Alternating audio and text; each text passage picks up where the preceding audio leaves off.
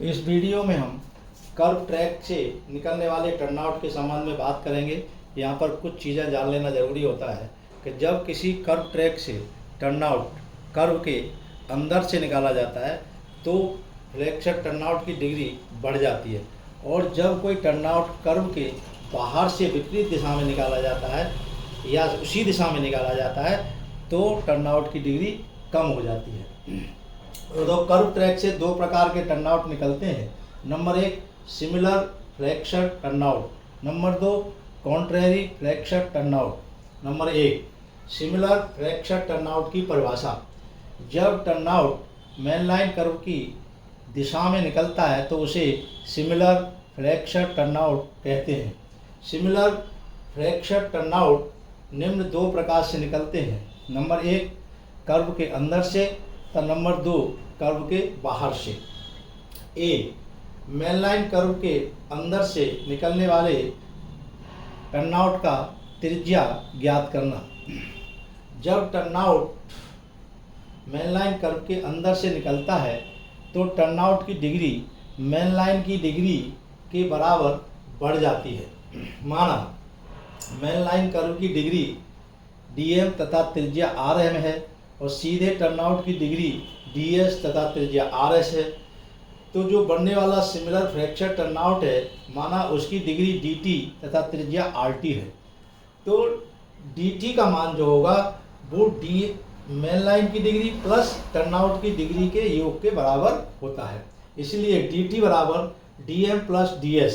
अब चूँकि d बराबर होता है 1750/r, इसलिए 1750/RT बराबर 1750/RM प्लस 1750/RS, अथवा ऐसे कहें कि 1/RT बराबर 1/RM प्लस 1/RS। इसको हल करने पर RT बराबर RM into RS/RM plus RS। इस सूत्र के द्वारा हम कर्व के अंदर से निकले सिमिलर फ्रैक्चर टर्नआउट की रेडियस ज्ञात कर लेते हैं। रेडियस ज्ञात करने के बाद सूत्र d बराबर 1750/r से हम कर्व की डिग्री ज्ञात कर लेते हैं।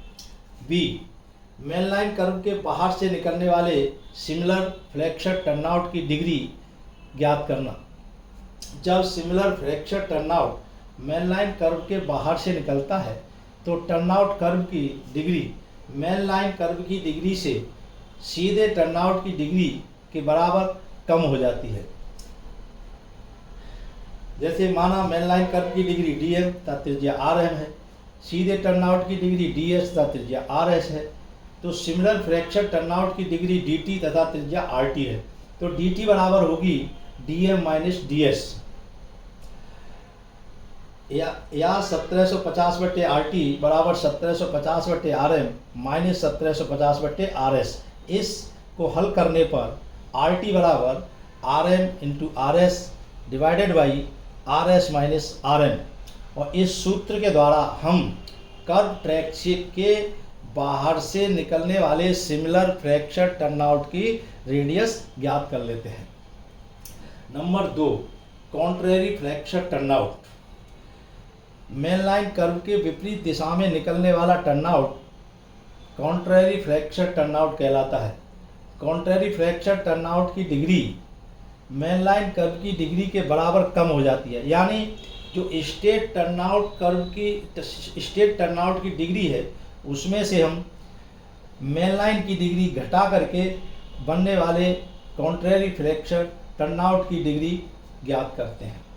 ऐसे dt बराबर ds माइनस dm और 1/RT बराबर 1/RS माइनस 1/RM, अथवा ऐसे कहें 1/RT बराबर RM minus RS/RM into RS, तो RT बराबर RM गुणे RS divided by RM minus RS।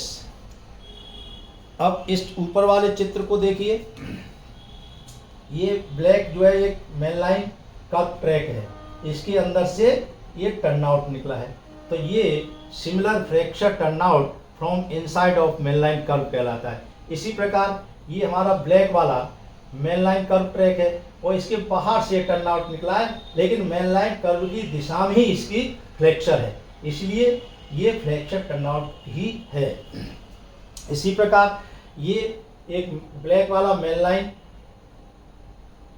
Curve track है और इसके बाहर से तथा विपरीत दिशा में टर्नआउट निकला है, तो ये कॉन्ट्रेरी फ्रैक्चर टर्नआउट कहलाता है।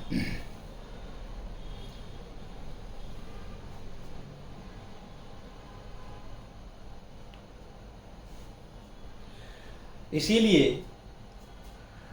कर्व ट्रैक के अंदर से 8.5 का 1/8 का टर्नआउट निकालना वर्जित है, क्योंकि 1/8 कर्व टर्नआउट की डिग्री 6 डिग्री 42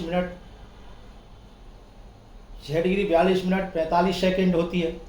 अगर हम 1 डिग्री के कर्व से भी अंदर की तरफ टर्नआउट निकालते हैं तो हमारे फ्रैक्चर टर्नआउट की डिग्री लगभग 8 डिग्री हो जाती है, और 8 डिग्री के कर्व पर हमको चेक रेल लगानी पड़ती है, क्योंकि अगर चेक रेल नहीं लगाएंगे तो बाहर की रेल का वियर टियर तथा रोलिंग स्टॉक का वियर टियर अधिक होगा और ड्रेलमेंट के चांसेस बढ़ जाते हैं।